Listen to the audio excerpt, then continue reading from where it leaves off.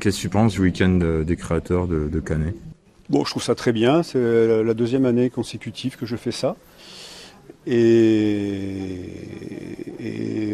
c'est avec plaisir que je reviendrai parce que je trouve le stand intéressant, agréable, contact avec les autres exposants également. Bon, c'est toujours un moyen d'apprendre des autres aussi, d'ouvrir de nouvelles perspectives.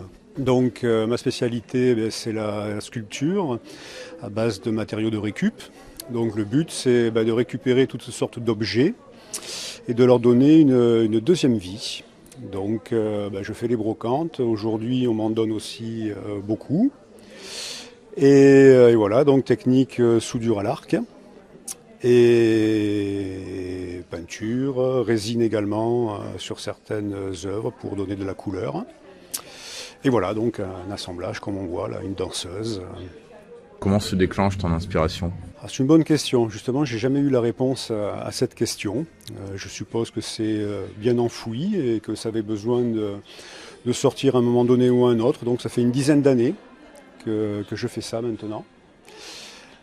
Et en général, l'inspiration vient lorsque je vois les pièces. Et naturellement, les pièces s'assemblent les unes aux autres. Voilà, donc ça part surtout du matériel.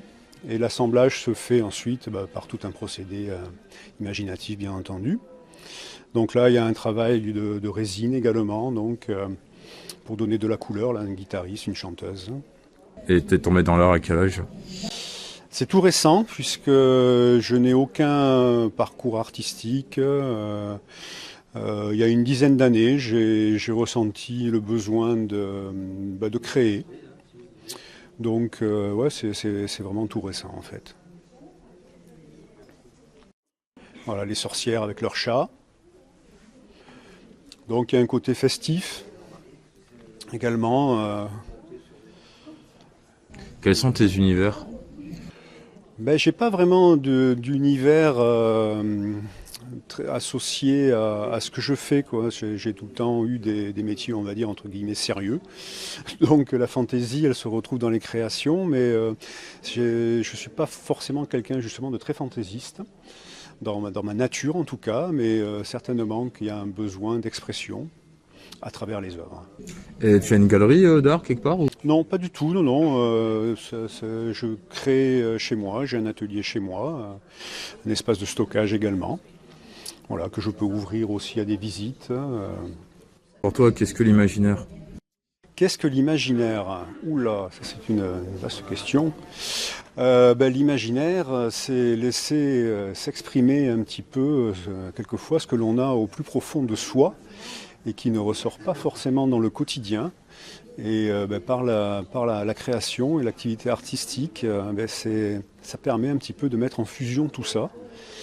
Mais encore une fois, pour moi, il est très difficile de trouver une explication à ce besoin de création et à cette imagination. Voilà, c'est ancré en moi, mais je n'en connais pas la cause. Est-ce que tu saurais ton vecteur de l'imaginaire? Trouver des objets destinés à la casse, à la rouille, et vraiment leur redonner une nouvelle vie. C'est ça le but, quoi. Le but profond, il est là, quoi. C'est arriver avec un assemblage de plein de matériaux destinés à disparaître, et bien les faire revivre à travers justement l'imaginaire. Tu peux nous présenter Oui. quelques-unes de tes œuvres? Là, on a donc des barques, donc inspiration un petit peu asiatique. Après, il y a tout un univers également de chats. Alors, les chats, c'est assez récent. C'est lié à une personne qui, un jour, m'avait dit c'est dommage qu'il n'y ait pas de chat, autrement, je vous en aurais pris un. Et depuis, j'ai fait des chats. Et effectivement, les chats s'appelaient. C'est quelque chose qui marche bien. Beaucoup de gens ont des chats. C'est l'animal favori. Et en général, voilà. Donc, j'essaie de faire des chats un petit peu originaux, un petit peu délirants. Voilà, donc en incrustant toutes sortes de choses, là on a un éléphant. Donc c'est un jeu de mots qui a été trouvé par une personne qui m'avait pris une sculpture. Et donc tout ça c'est résiné, donc on voit des pièces que j'avais récupérées dans une brocante de 5 centimes de francs.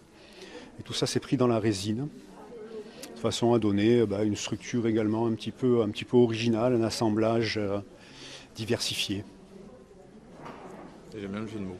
Ouais, c'est ça, ouais, le jeu de mots est très sympa. Bon, il n'est pas de moi, mais je l'ai repris avec plaisir. Là, c'est ma dernière création, donc c'est un aquarium. Voilà, donc toutes sortes d'objets de récup, assemblés les uns aux autres et pris dans la résine. Il t'a fallu combien de temps pour la faire, celle-ci? Je ne sais pas, je ne compte pas les heures, puisque un des grands principes, un des grands intérêts d'une activité artistique, c'est que justement, il n'y a pas de notion de temps. Et c'est ce qu'il y a de très agréable, c'est qu'on ne voit pas le temps passer. Donc, peu importe, je dirais, le nombre d'heures passées, voilà, on s'abandonne complètement dans la création, justement, et le temps n'existe plus. Où est-ce qu'on peut te suivre sur les réseaux? Facebook, Jean-Christophe Morat, uniquement pour l'instant. Instagram aussi, mais bon, je ne le fais pas vivre. Mais bon, sur Facebook essentiellement. D'accord. Et quel message aurais-tu à dire à des jeunes ou moins jeunes créateurs qui voudraient se lancer dans un art particulier mais qui n'osent pas, peur du regard des autres? Alors oui, le regard des autres, c'est souvent très paralysant.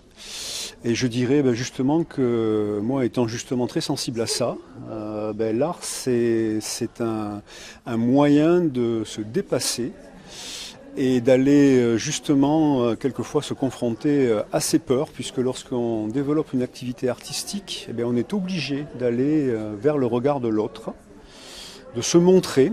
Et ça fait toujours du bien de se confronter quelquefois justement à la peur du regard de l'autre. Mais en même temps, c'est un moyen d'échange et c'est aussi à travers l'autre que l'on arrive à se définir. Est-ce que tu voudrais rajouter autre chose? Non, pour moi, écoute, c'est une interview excellente. Merci à toi. C'est moi qui te remercie.